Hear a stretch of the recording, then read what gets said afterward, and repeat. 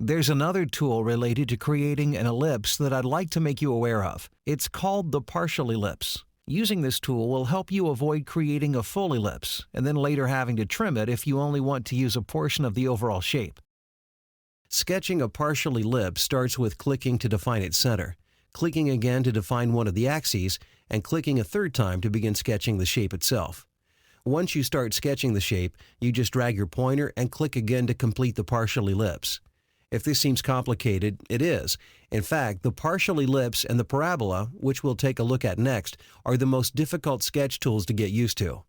Let's go over the partial ellipse one more time.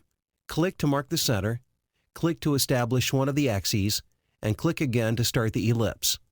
Drag out the pointer to draw the shape you want to end up with. Defining the partial ellipse can be accomplished just like the regular ellipse. Use a center line to keep the partial ellipse from spinning,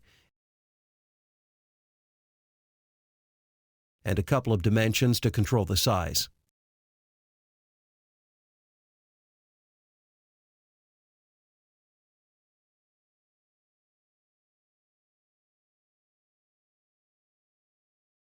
Also, if you're like most people, you'll try to delete these points. You can't.